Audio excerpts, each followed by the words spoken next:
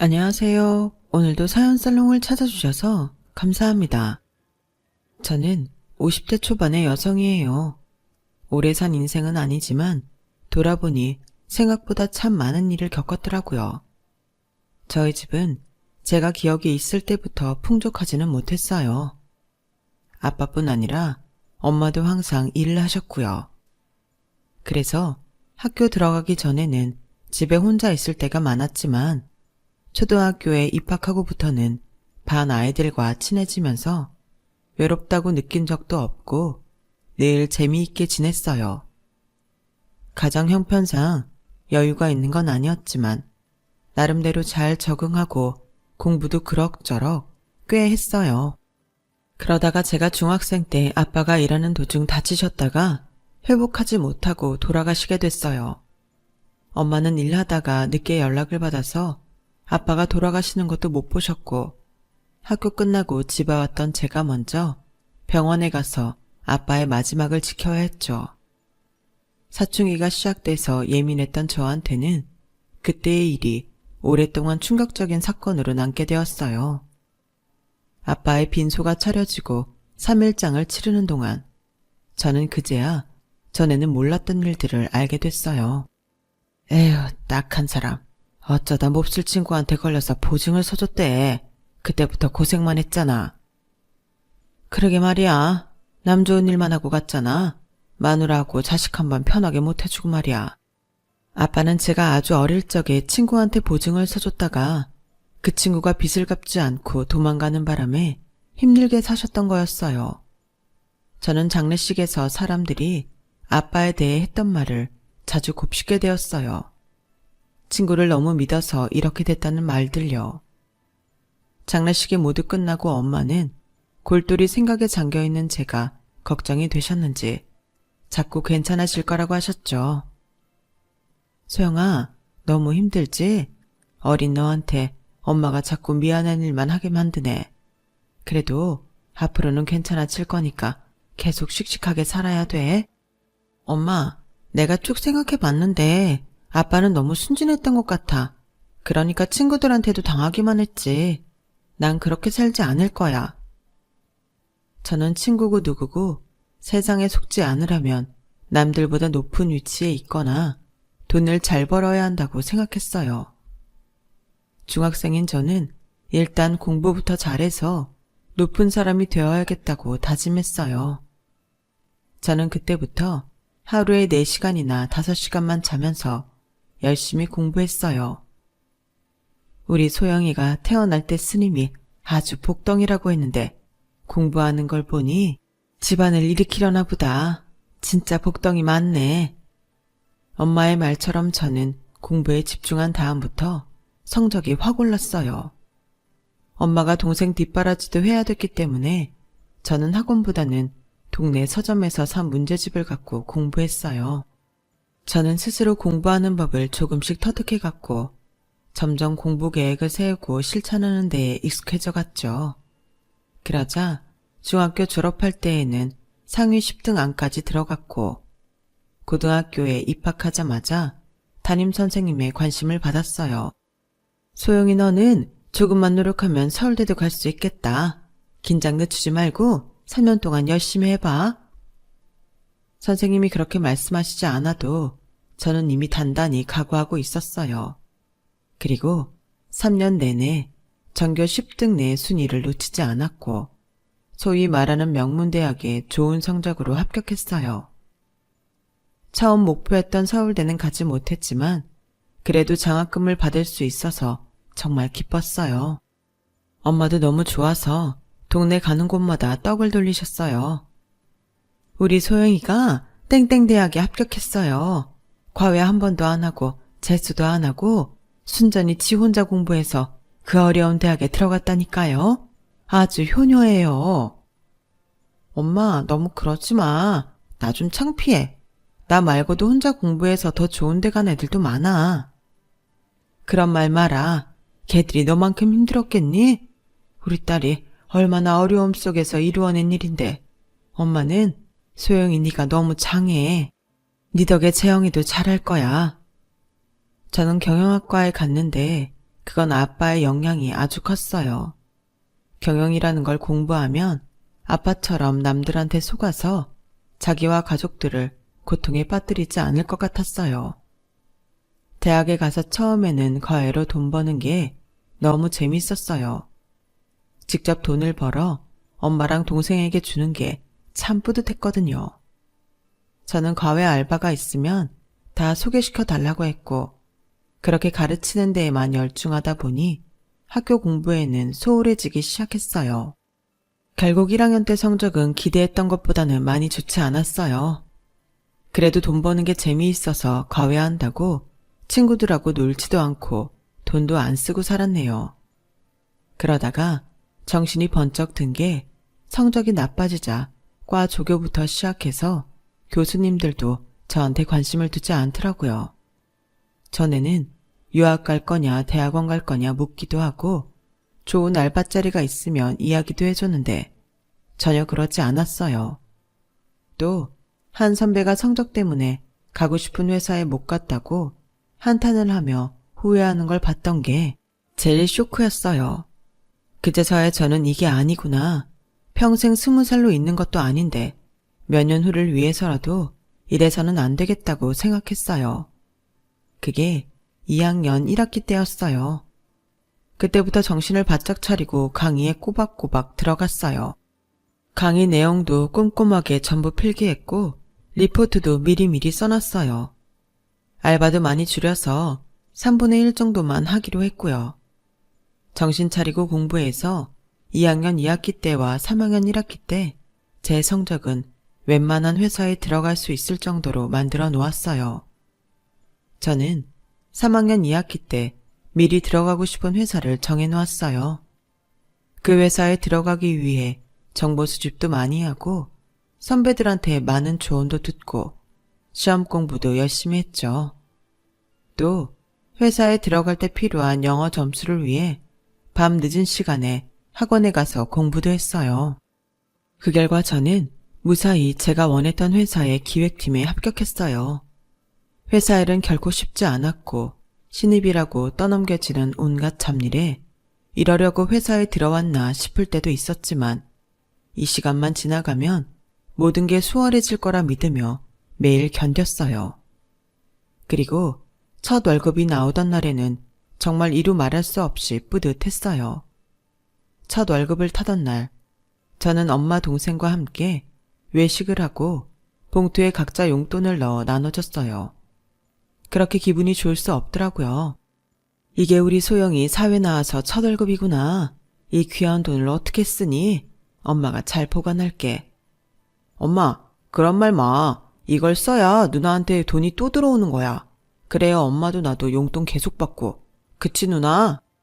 재영이 말이 맞아 엄마. 엄마 사고 싶은 것도 사고 친구들한테 한턱 쏴.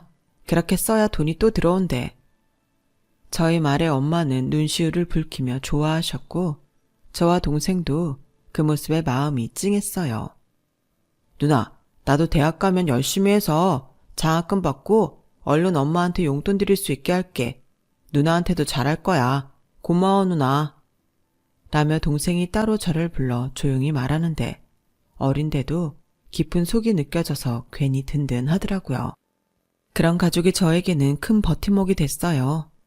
회사 일이 너무 힘들고 인간관계에 지칠 때마다 엄마와 동생을 떠올리면 버틸 수 있더라고요.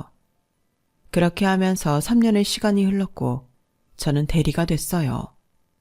회사는 완전히 익숙해졌고 매일 터지는 일들도 그저 그런 일상이 되니 점점 지루하게 느껴졌어요.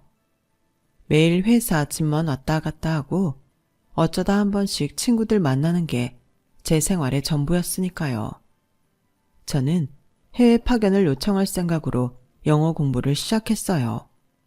그러면 뭔가 달라질까 싶어서였죠. 저는 그때부터 매일 퇴근 후 회사 근처에 있는 스터디 카페를 다녔어요. 그리고 저처럼 거의 매일 와서 공부하는 남자를 보게 됐어요. 커피나 과자를 가지러 갈 때마다 마주쳐서 자꾸 눈길이 갔는데 어느 날부터인가는 아예 카페 매니저 자리에 앉아 있더라고요. 그래서 스터디 카페 직원인 걸 알았죠. 하루는 제가 일찍 가서 예약한 방이 비기를 기다리고 있을 때였어요. 그 사람이 저에게 커피를 건네더라고요. 오늘은 빨리 오셨네요. 이거 먼저 드시면서 기다리세요. 네, 거래처로 외근 나갔다가 회사 안 들리고 바로 왔어요. 저도 그냥 일반 회사 들어갔으면 이렇게 외근도 가고 내가 돈 벌면서 하고 싶은 공부도 했겠죠. 부럽네요. 제가 괜한 말을 해서 불편하게 해드렸나 봐요. 아니에요. 부러워서 그러죠. 저는 7급 공무원 준비한다고 몇 년째 이러고 있거든요. 어머니가 원하시는 일이기도 해서요. 저도 7급 달고 싶은 욕심도 있고요. 공시생들 있는 데서 계속 공부했었는데 답답하기도 하고 환경을 바꿔보고 싶어서 여기로 바꿨어요. 그랬더니 여기 사장님이 돈을 안 맞는 대신 관리도 해달라고 하시네요. 라며 수줍은 듯 웃는데 순수해 보이기도 했고 안 됐다는 생각도 들었어요. 저도 취업 때문에 공부해봤기 때문에 절실함을 알 수 있었죠. 그렇게 말을 나누게 된 저와 남자는 점점 속을 터놓게 되었고 어느새 스스럼 없는 사이가 되어가고 있었어요. 처음에 한 달만 스터디 카페를 이용하려고 했던 저는 한 달이 끝나고서 6개월치 이용권을 끊었어요. 내 이야기를 할 수 있는 사람이 있어서인지 거기 가는 게 편했고 집이나 회사에서 공부하는 것보다 집중도 잘 됐거든요. 또 그 사람이 매니저 일을 하면서 열심히 공부하는 걸 보면 저도 자극을 받아 더 열심히 하게 됐고요. 언젠가부터 저는 남자한테 좋은 인상을 주고 싶어서 방을 이용하는 시간이 끝나면 자유이용석으로 옮겨서 공부를 더 하다가 가곤 했어요. 그랬더니 그 남자가 제 열정이 남다르다고 추켜 세우더라고요. 소영 씨는 공부에 진심인 것 같아요. 웬만한 회사원들은 어느 정도 하다 말거든요. 아무리 해외 지원이 목표라도 이렇게 열심히 하시는 분은 처음 본 것 같아요. 그렇지도 않아요. 집이나 회사에서는 공부가 잘 안 돼서 여기서라도 열심히 하자 그러는 거예요. 집에서는 거의 놀기만 하고 아무것도 안 해요. 집에서야 당연히 쉬죠. 이렇게 나오기가 어디 쉬워요? 회사 끝나고 이렇게 공부만 하면 남친이 서운하겠어요. 그게 저 남자친구 없어요. 저는 지금 남자친구보다는 제 일이 더 중요해서요. 이거 제가 괜한 말을 했네요. 정말 실례했습니다. 그런 얘기를 쉽게 하는 게 아닌데 정식으로 사과드릴게요. 아니에요. 그럴 수도 있죠. 사과할 일 아니니까 신경 쓰지 마세요. 저는 별스럽지 않게 넘기고 집으로 돌아왔어요. 그리고 주말을 보내고 월요일에 카페에 갔는데 남자가 대뜸 저한테 만나보자는 말을 하더라고요. 솔직히 저 소영 씨한테 관심이 있어서 남친이 있는지 떠본 거예요. 없다고 하니까 잘됐다 싶기도 하고. 물론 공부에 방해되지 않게 할게요. 저도 공부해야 되잖아요. 그 정도 예의는 지킬 겁니다. 우리 한번 사귀어봐요. 라는 그의 직선적인 말에 저도 모르게 알겠다고 했어요. 그동안 엄마와 동생, 그리고 회사 일밖에 몰랐던 제게 스터디 카페는 다른 세상과도 같았고 그 남자도 신선하게 느껴졌어요. 또 이런 고백을 받아본 적도 없었고요. 그리고 알게 모르게 저 자신도 남자한테 끌리고 있었던 걸 부인할 수 없었다고나 할까요? 그렇게 만남을 시작한 저와 남자는 1년 넘게 사귀게 되었어요. 저는 회사 내부 평가와 영어 시험에서 좋은 성적을 받았지만 남자는 공무원 시험에 또 떨어지고 말았어요. 엄마는 제가 공시생과 만난다는 것을 알고 계셨어요. 3개월 전쯤 어쩔 수 없이 말씀드렸거든요. 제가 전과 다르게 자꾸 주말에도 나가고 매일 늦게 들어오니 엄마도 어느 정도 눈치채신 것 같아 별 수 없이 남친이 있다고 했었죠. 엄마는 제가 남자한테 꽤 마음이 있다는 걸 알고 계셨어요. 소영아, 기분 나쁘게 생각하지 말고 들어. 네 남자친구가 아직 안정된 직업이 없잖아. 물론 공무원이 되기 위해 준비하고 있다지만 사람 일 어떻게 될지 모르는 거고. 열심히 하면 되겠지. 그래도 난 네 나이도 있는데 결혼 상대는 직업이 있는 사람이 좋을 것 같다. 결혼까지 생각한다면 신중했으면 좋겠어. 엄마 걱정하는 건 뭔지 나도 알겠어. 근데 나도 취직하기 전에는 그 사람하고 똑같은 처지였잖아. 그 사람 성실하니까 꼭 붙을 거야. 난 믿어주고 옆에 있고 싶어. 네 뜻이 정 그렇다면 어쩔 수 없지. 라며 엄마는 한숨을 푹 쉬었어요. 안 그래도 그 즈음에 남자는 저한테 할 말이 있는지 자꾸 제 눈치를 보더라고요.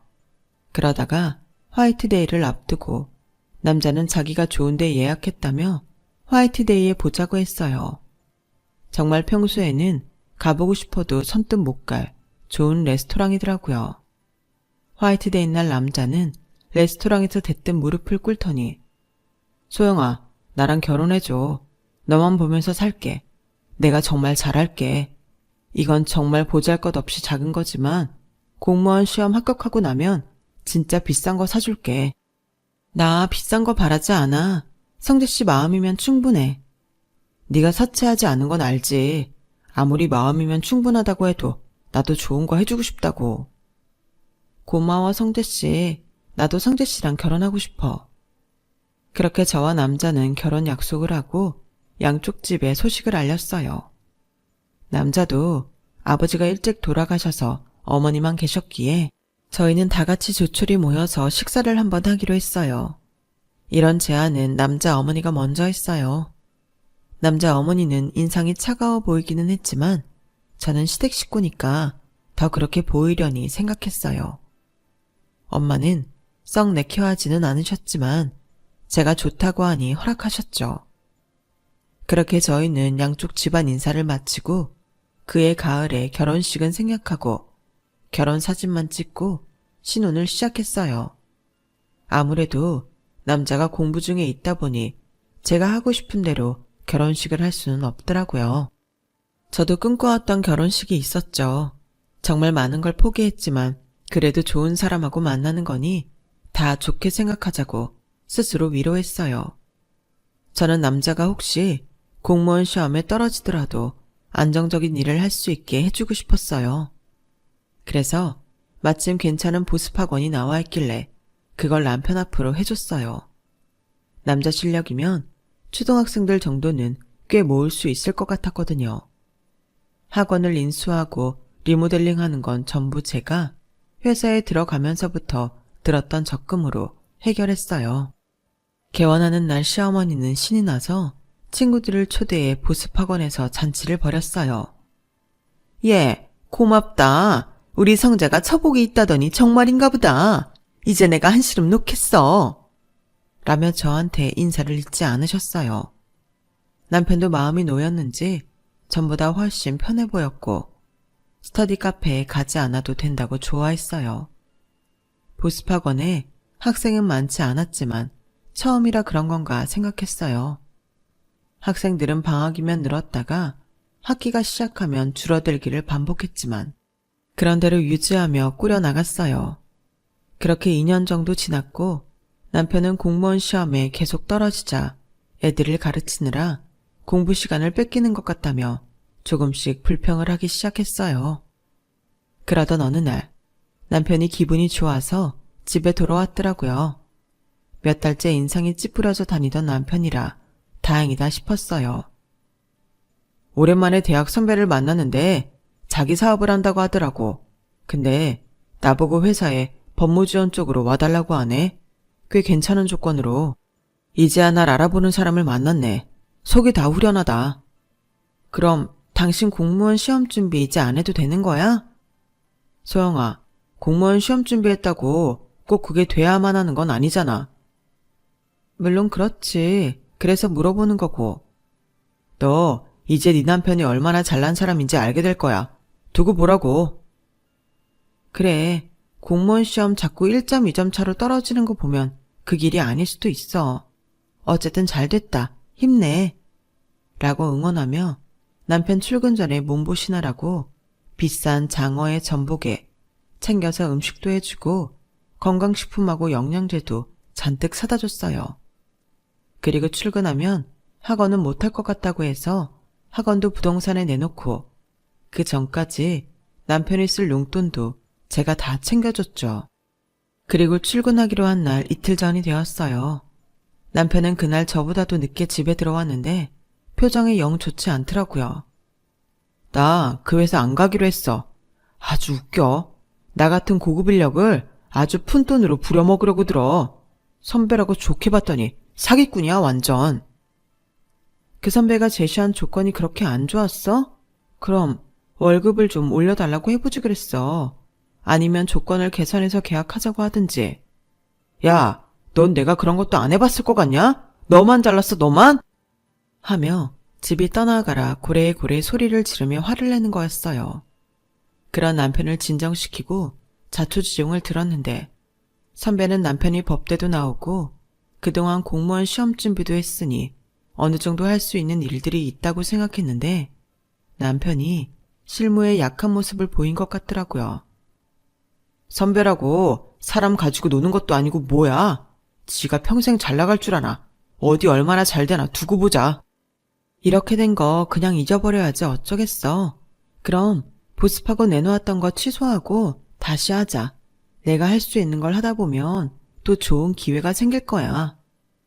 야, 넌 이 상황에 나보고 그 거지 같은 학원을 다시 하라는 거야. 아주 사람을 가만 놔두질 않는구만. 네가 이러니까 내가 되는 일이 없는 거야. 아주 내가 돈 한 푼이라도 못 벌어올까봐 전전긍긍하기만 하지.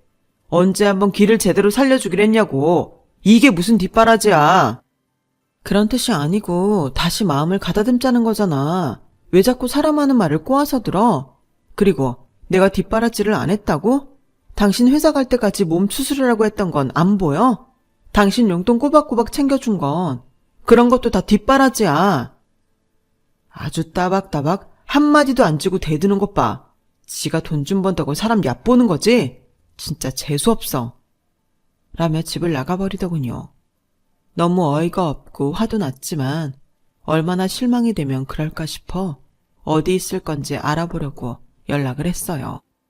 하지만 남편은 핸드폰을 꺼놓은 채 저한테 연락 한 번 하질 않았어요.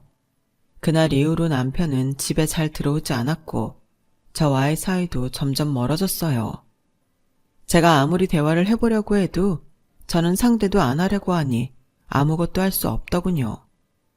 시어머니는 제가 자기 아들 기죽여서 일이 안 된다며 저에게 막말을 퍼부었어요. 잘난 며느리 들어오면 아들 일이 안 된다더니 그 말이 딱인데 내가 무슨 정신으로 저런 걸 며느리로 들였나 몰라. 너 우리 성재 앞길 막은 거 어떡할 거니? 네가 돈돈거리면서 보습학원 차려 등 떠밀지만 않았어도 우리 성재 벌써 공무원도 합격하고 아주 잘 나갔을 거다. 어떻게 책임질 거야? 내 아들 인생 물어내. 처음 학원을 차려줄 때와는 완전 180도 달라진 태도로 저보고 다 책임지라며 방방 뛰더군요. 2년이 넘게 우리 집뿐만 아니라 시댁 생활비까지 책임지며 단 한 번도 불평한 적 없는 저한테 모든 걸 뒤집어 씌우니 저는 너무 억울해서 오히려 아무 말도 할 수 없었고 그게 병이 돼서 갑상선과 위장이 한꺼번에 나빠져서 더는 회사를 다닐 수 없는 지경이 됐어요. 저는 어쩔 수 없이 퇴사를 해야만 했죠. 그런 저한테 시어머니는 너 다른 일거리라도 찾아봐야 되는 거 아니냐? 성재도 힘든 때인데 이러고 집에서 노닥거리고 있으면 안 되지? 어머니, 지금 제가 몸이 너무 안 좋아서 병원에서도 아무것도 하지 말고 푹 쉬라고 했어요. 몸이 아프지만 않았어도 회사 계속 다녔을 거예요. 아니, 그러면 휴직을 하든가 그러지. 어떻게 멀쩡히 다니던 회사를 그렇게 그만둬버리면 무슨 애가 그렇게 대책이 없니? 대책이 없는 게 아니라요. 더는 다닐 수가 없었던 거예요. 어머니는 어떻게 제 입장은 한 번도 생각을 안 하세요? 됐다. 징징거릴 거면 그만둬라. 난 그래도 생각해서 이렇게 국도 끓여왔더만 별소리를 다 듣는구나. 라며 제 속만 뒤집어 놓고 작은 국그릇을 놓고 가더군요. 그래도 제가 결혼하고 시어머니한테 처음 받아보는 음식이라 아프다니까 마음은 쓰이나 보다 라고 생각했어요. 그런데 며칠 후 동생한테 전화가 왔는데 목소리가 심각했어요. 그런데 며칠 후에 동생한테서 연락이 왔어요. 누나, 나 지금 호텔에서 매형하고 사돈어른 본 것 같은데 어떻게 된 거야? 다른 여자랑 같이 있는데? 동생은 특급 호텔 매니저로 일하고 있는데 거기서 남편과 시어머니를 봤다는 거였어요. 설마 그럴 리가. 네가 잘못 본 거 아니야? 아니야. 우리 레스토랑에 들어가는 거 보고 내가 확인했는데 그 레스토랑 개인실 예약한 거 맞더라고. 그런데 다른 여자랑 그 여자 부모 같은 사람들도 있었어. 저는 너무 놀라서 바로 그 호텔로 달려가 다짜고짜 개인실에 들어갔어요. 저를 본 남편과 시어머니는 놀라서 얼른 저를 밀어내더군요. 이게 다 뭐야? 저 사람들은 다 뭐고? 이렇게 무작정 소란을 피우면 어떡해? 이따 집에 가서 다 설명할 테니까 얼른 좀 가라. 라며 저를 내쫓았어요. 그날 밤 남편은 시어머니와 함께 집에 왔어요. 우리 혼인신고 안 했잖아. 소영이 너도 이런 날 생각하고 혼인신고 안 한 거 찬성했다고 생각해. 그러니까 이쯤에서 그만하자. 그래, 우리 성재 진짜 인연이 이제 나타난 것 같다. 너도 네 살 길 찾아서 가면 좋지 않니? 너 우리 성재랑 결혼했다는 증거 어디에도 없는 거 알지? 그러니 괜한 분란 만들 생각하지 마라. 그럼 우리는 너 경찰에 신고할 거니까 알아서 해. 그제야 저는 남편이 차일피일 혼인신고를 미뤘던 게 떠올랐어요. 그래놓고 그대로 혼인신고를 안 했던 거였고요. 저는 집에 있던 결혼사진이나 신혼여행 사진이 싹 없어진 걸 깨달았어요. 제가 아파서 병원에 왔다 갔다 할 때 남편과 시어머니가 치워버린 거였죠. 저는 완전히 뒤통수를 맞은 충격에 몸이 더 안 좋아져서 아무 저항도 해보지 못하고 친정으로 돌아왔어요. 학원도 제가 모르는 사이에 남편이 다른 사람한테 넘겼고요. 남편 이름으로 학원 계약을 했던 걸 얼마나 후회했는지 몰라요. 저는 한동안 자리에 누워서 일어날 수 없었어요. 몸도 마음도 너무 아프고 힘들었고 밤에는 잠이 오지 않을 정도로 배신감과 억울함에 몸부림쳤어요. 엄마와 동생 성화에 병원은 어쩔 수 없이 다녔지만 정말 살고 싶은 생각이 요만큼도 없었어요. 그렇게 몇 달 지났는데 동생이 자기 호텔에서 일해보지 않겠냐고 했어요. 지금 기획팀에서 경영사원 뽑는데 누나라면 충분히 할 수 있을 것 같아. 누나 회사에서도 인정받았었잖아. 누나 지금 건강 상태는 괜찮은 것 같아. 문제는 마음이지. 일 때문에 바쁘면 나쁜 일도 잊어버리고 점차 나아질 거야. 동생이 저를 생각해 주는 게 고마워 알겠다고 했어요. 저는 동생 말대로 호텔에 이력서를 넣었고 다행히 면접을 보러 가게 됐어요. 저는 떨어지게 되든 제가 할 수 있는 걸 모두 보여주자고 생각했어요. 나중에 제가 동생 가족이란 걸 알게 돼도 그게 좋을 것 같았거든요. 자신감을 가지고 면접을 봤던 게 잘 됐는지 저는 합격했고 그 다음 주부터 출근하게 됐어요. 제가 맡은 일은 호텔 내에 새로 연 레스토랑 기획이었어요. 저는 원가 절감을 위한 여러 방안과 젊은 사람들 감각에 맞는 포스터와 메뉴판을 기획했어요. 제 기획이 유행과 잘 맞았는지 호텔 레스토랑은 가격이 비싼데도 불구하고 많은 사람들이 찾기 시작했어요. 일부러 가정식 컨셉으로 한 게 오히려 반응이 좋았고 그 일로 저는 보너스도 두둑하게 받았죠. 저는 그 보너스를 전부 동생에게 줬어요. 이거 그냥 주는 거 아니야. 너 주식이나 부동산 투자 잘하잖아. 그런데 투자하고 이익이 생기면 나도 좀 나눠달라고. 알았어. 내가 꼭 이익 내서 누나한테도 나눠줄게. 동생은 저한테 약속한 대로 주식에서 많은 이익을 남겼고 제가 줬던 돈을 고스란히 돌려줬어요. 저는 남편과 그렇게 헤어지고 4년 반 만에 모든 걸 제자리로 돌려놓게 됐어요. 물론 지나간 세월과 제 마음의 상처는 완전히 치료할 수 없었지만 물질적인 면에서나마 안정을 찾을 수 있어 다행이었죠.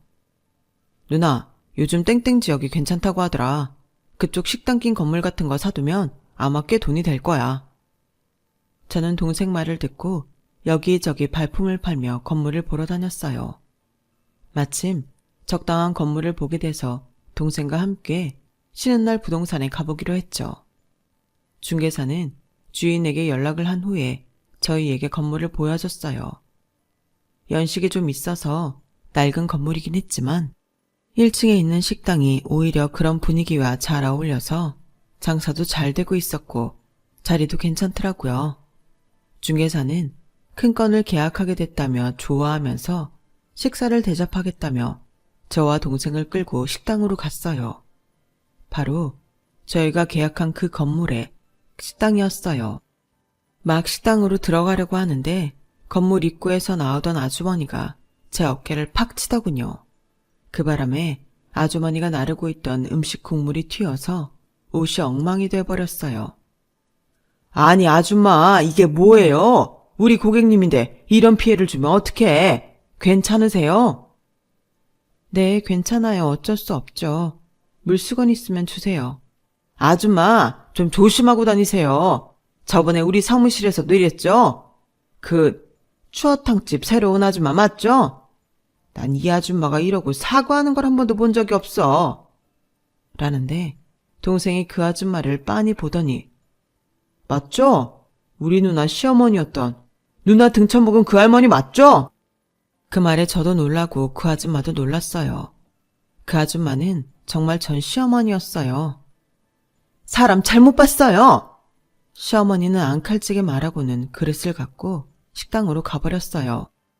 저 아줌마 하도 일할 데 없다고 사정해서 추어탕집에서 어쩔 수 없이 채용했는데 아주 맨날 제멋대로 해. 손님들한테도 불친절해서 진상이래요.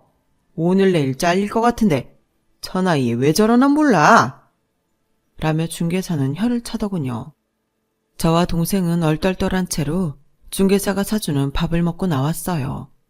그리고 중개사와 계약할 날짜를 잡고 돌아가려는데 뒤에서 누가 제 팔을 꽉 잡는 거였어요. 소영아, 아까는 내가 정신이 없어서 몰라봤는데 정말 소영이구나. 세상에 이렇게 만나다니 죽으라는 법은 없나 보다. 우리 이렇게 다시 만난 거 보니 인연이야. 무슨 소리를 하시는 거예요? 저한테 뭐 볼 일 있으세요? 라며 차갑게 팔을 뿌리쳤더니 시어머니는 당황하더군요.